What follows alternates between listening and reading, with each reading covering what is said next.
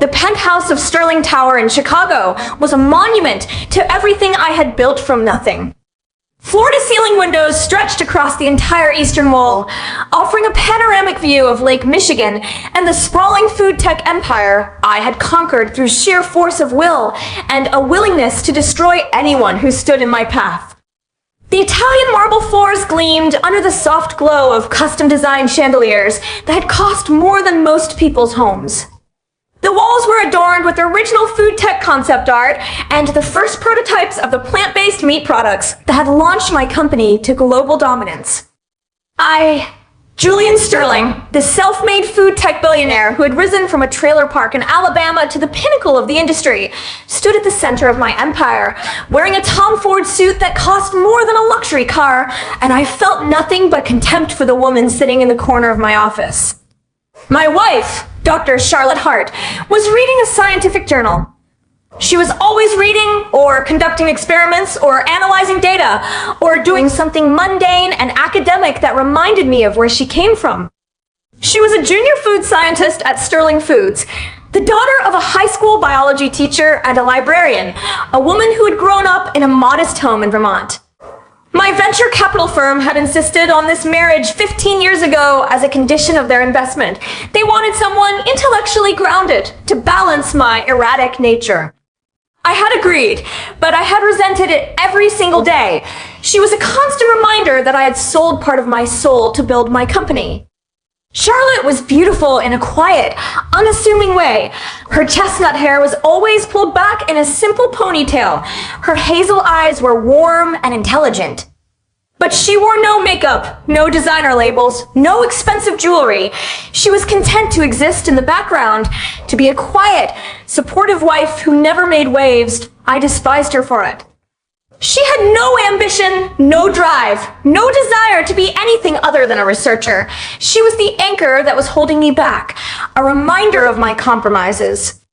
I had been seeing someone else for 6 years. Penelope Ashford, a glamorous vegan influencer and socialite with millions of followers, was everything Charlotte wasn't. She was sharp, ruthless, and exquisitely beautiful. She wore designer gowns like they were pajamas and had an audience that worshipped her every move. She was also the woman who had been feeding me intelligence about my rivals, helping me position myself as the king of food tech. Tonight, I was going to end it, and I was going to divorce Charlotte and marry Penelope. I had already drafted the papers that I had already transferred our joint assets into my name. Charlotte would walk away with nothing but the clothes on her back. IT was the least she deserved for being such a pathetic excuse for a wife. I walked toward her, my footsteps echoing against the marble floor. Charlotte looked up from her journal, her expression calm, serene, infuriating. Julian, dinner will be ready in 20 minutes. I made your favorite prime rib with truffle butter. I'm not hungry, I said coldly. Put the journal down. We need to talk. She closed the journal obediently, as she always did. I stood over her, looking down with all the contempt I could muster. Charlotte, this marriage has been a mistake, I said. I never wanted to marry you to your burden, a liability, a constant reminder of my biggest failure. I've met someone else. Someone who actually belongs in my world. I'm filing for divorce. You have 72 hours to pack your things and leave. I've already had the lawyers prepare the papers. Sign them, and you can go quietly. Charlotte stared at me. Her expression was unreadable. No tears. No shock. Just a strange, unsettling calm. Julian, she said, her voice quiet but steady. Do you know why the venture capital firm insisted on me? Do you know why I was chosen for this marriage? Because you were cheap and malleable, I said dismissively. You were a way to make the investors feel like I was grounded. You were nothing more than a prop. Charlotte nodded slowly. She reached into her bag and pulled out a simple leather-bound folder, something I had never seen before. She placed it on the coffee table in front of her. Julian, she said, I'm not just a junior food scientist. And my mother was Dr. Evelyn Hart, the Nobel Prize-winning biochemist who developed the foundational plant-based protein technology that powers every single product Sterling Foods has released in the past decade. The technology that has generated 99% of your revenue. The technology that is worth over $70 billion that I inherited her research, her formulas, her patents, her life's work. I hold the exclusive rights to the core technology that your entire company is built on. My blood turned to ice as I stared at her, my mind reeling. The plant-based protein technology was the foundation of Sterling Foods. It was the reason we had beaten every competitor, the reason I had become the dominant force in food tech, if it belonged to her. That's impossible, I said. I have the paperwork. I bought the patents from the estate. I have the signatures. I have. You bought a shell, Charlotte said calmly. My mother knew the risks of selling her life's work to a corporation. She structured the patents so that they could only be transferred with my explicit written consent. You never got my consent. You never even asked. You assumed I was just a simple researcher who didn't understand business. You were wrong. She stood up. Her posture was different now, confident, commanding. The woman I had dismissed as a simple researcher suddenly seemed like the genius she should have been. I have the divorce papers here, she said, pulling a thick folder from her bag. I've already had my lawyers draft them. You will receive no settlement. You will receive no alimony. You will vacate this penthouse by midnight tonight, and you will never contact me again. If you try to fight me, I will revoke your license to use my mother's plant-based protein technology. Without it, your company is worth exactly zero. The investors will abandon you. The board will fire you. You'll be left with nothing but lawsuits, criminal investigations, and bankruptcy. I grabbed the papers. My hands were trembling. Did I scan them? Searching for a loophole, a mistake, anything. But the documents were ironclad. They were written by the best intellectual property lawyers in the country. Charlotte, please, I said, my voice cracking. This is insane that I didn't know who your mother was, that I made a mistake. I was a fool. Please, give me another chance and I'll make it up to you. I'll be a better husband, Al.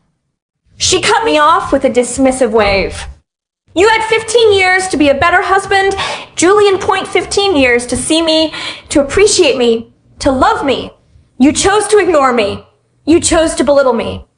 You chose to treat me like a servant, and now you get to live with the consequences of those choices. I don't need your apologies. I don't need your love. I don't need anything from you. I'm free. And you are destroyed. She walked to the door. She didn't look back. You have until midnight, Julian. And if you're not gone by then, my lawyers will have you escorted out in handcuffs. The door closed behind her. I stood in the penthouse that I had built, feeling the walls closing in around me. I had lost everything. My wife, my empire, my future. All of it gone in an instant. The weeks that followed were a descent into hell. The press had a field day.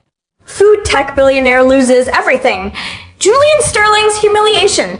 Charlotte Hart reveals secret inheritance. My reputation was shredded. My friends abandoned me. Penelope Ashford, my beloved mistress, the woman I had destroyed my marriage for, dropped me the moment she realized I had no money. She was already engaged to a rival food tech CEO, that I was left with nothing. The investors panicked. The board called an emergency meeting. Without the plant-based protein technology, my company was a shell. The valuation plummeted from $70 billion to zero in a matter of weeks. The lawsuits started piling up from shareholders, from business partners, from everyone I had ever wronged. The FDA launched an investigation. The FTC launched an investigation. The SEC launched an investigation. I spent my life savings on legal fees, but it wasn't enough. I declared bankruptcy. I lost everything. I moved into a tiny studio apartment in a rundown part of Chicago. I couldn't afford my old lifestyle. Couldn't even afford a card. I started looking for work, but no one would hire me. My reputation was destroyed, that I was a pariah, a laughingstock. Months passed. I was forced to take a job as a janitor at Sterling Foods' new headquarters, the very company I had founded, now owned by my ex-wife. I scrubbed toilets, mopped floors, emptied trash cans. I looked in the mirror every morning and saw a hollow shell of a man, a shadow of my former self. But the worst part was seeing Charlotte. She was everywhere, on magazine covers, on television, on billboards. She had taken over my company and transformed it into a global powerhouse. She had started a foundation, a scholarship program, a global food security initiative. She was using her fortune to fight world hunger. She had won a Nobel Prize of her own, a testament to her genius. She was happy, radiant, thriving. She had everything I had thrown away. One night, I was mopping the floor of the executive conference room when I saw her reflection in the glass wall. She was standing in the doorway, watching me. Her expression was unreadable. "Julian," she said, "I heard you were working here. I wanted to see it for myself." I dropped the mop. I fell to my knees. The tears started streaming down my face. "Charlotte," I sobbed. I'm so sorry. I was a fool, I was arrogant. I threw away the best thing that ever happened to me. Please, I'm begging you. Give me another chance. I'll do anything that I'll work for free. I'll be a janitor for the rest of my life. Just please, let me be near you. Let me try to make it right. She looked down at me. Her expression was cold, distant. But for just a moment, I saw a flicker of something. Pain? Regret? It didn't matter. She shook her head. "Julian," she said, "you had 15 years to make it right. 15 years to see me, to appreciate me, to love me. You chose cruelty. You chose arrogance. You chose to treat me like I was nothing. And now you're nothing. You don't get to come back and beg for crumbs. You don't get to use my success as a way to assuage your guilt. You made your bed. Now lie in it." She turned to leave. I crawled after her, grabbing at her ankles. "Please, Charlotte, please. I'll do anything. I'll spend the rest of my life making it up to you. I love you. I always loved you." I was just too stupid to realize it. She stopped. She looked down at me one last time. Her eyes were filled with a cold, final emptiness. "You never loved me, Julian," she said. "You loved what I could do for you. You loved my talent, my intelligence, my connections, but you never saw me, not once. Not in 15 years, and you never will. I don't need your apologies, I don't need your love, I have everything I need, I have myself, I have my work, I have my family, and you have nothing but regret. Goodbye, Julian." She walked away. I stayed on the floor, sobbing, as her footsteps echoed down the hallway. I had lost everything. MY company, MY money, MY reputation, MY dignity. And the only woman who had ever truly loved me. The years passed. I remained a janitor, stuck in a dead-end life.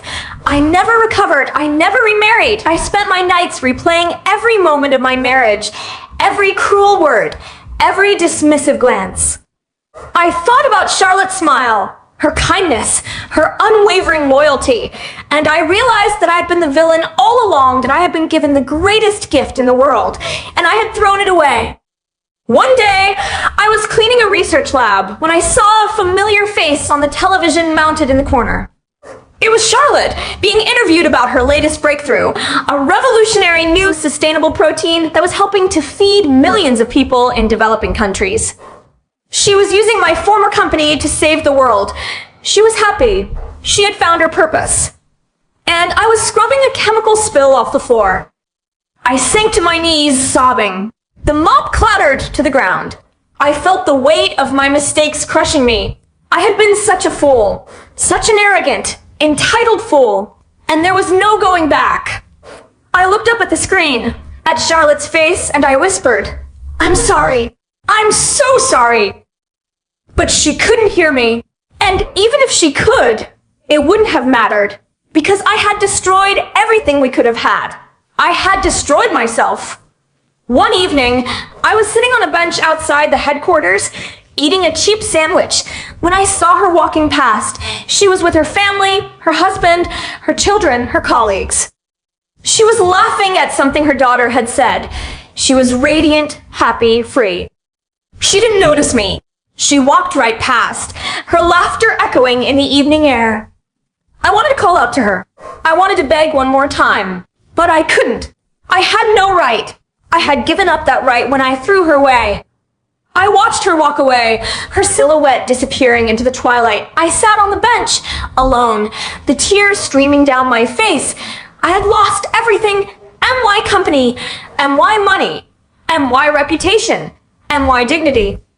And the only woman who had ever truly loved me. I closed my eyes. The cold was settling into my bones. I felt the darkness closing in, a permanent chill that would never leave. I was dying. I could feel it.